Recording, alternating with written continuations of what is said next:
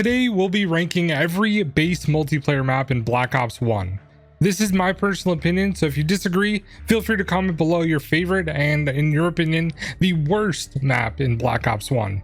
If you'd like me to rank the DLC maps, consider leaving a like, and let's get started. Number 14 is going to be the map Crisis. Crisis is a hidden missile facility in Cuba, and although it is ranked last, I think it is deserving because the map does not flow very well.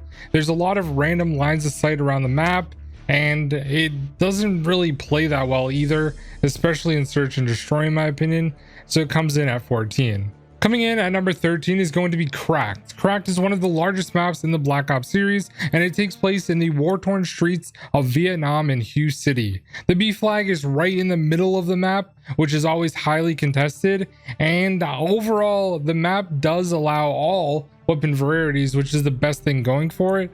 Also, I think the search and destroy bombs are in a good spot. Number 12 is Havana. Now, obviously this takes place in Cuba because Havana is the capital of Cuba. Since it is in the city, all the fighting takes place in and around the buildings with a huge sniping vantage point on both sides, overviewing the entire open space in the street. It's a decent map, but very mid in the entire scope of the game.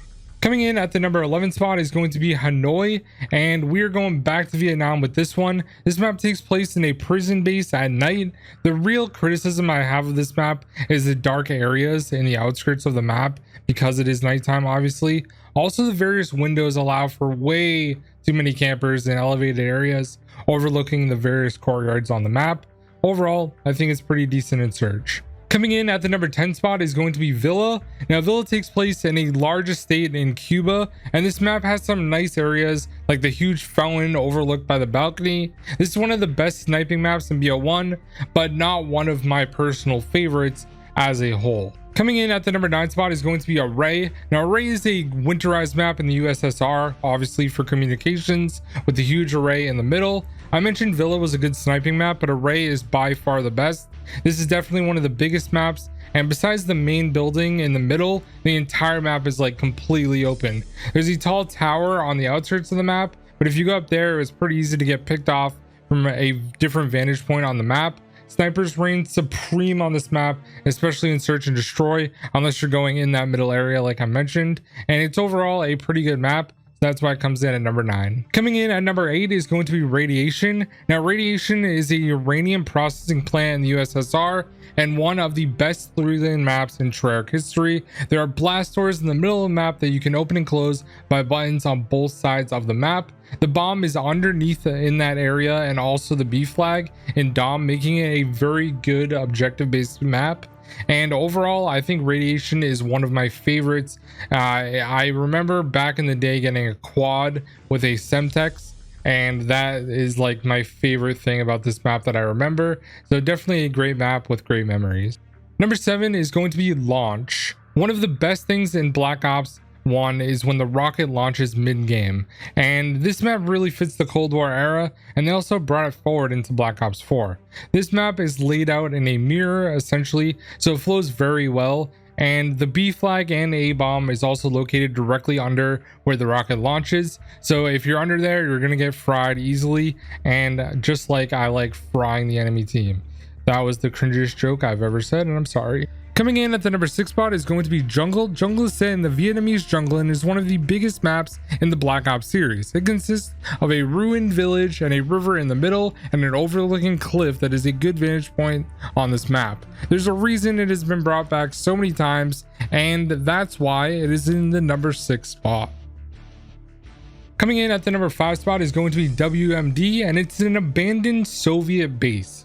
In Black Ops 6, they even remade it into an Italian luxury car manufacturer in Avalon, so there's a chance we might see it in Black Ops 7. This map is great for all types of playstyles. You can climb up the tower and look over the entire middle of the map with snipers, and ARs reign supreme in the buildings and have vantage points on all domination flags, and the search and destroy points are also in good tactical locations on this map. This map is very good for search and just overall has a great flow. Definitely deserving of the number 5 spot. Coming in at the number 4 spot is going to be Grid. Grid is a Soviet intelligence station, and this map is made up of a series of small buildings, hangars, and generators. This map is great for close quarters, so SMG and even shotguns are viable on this map.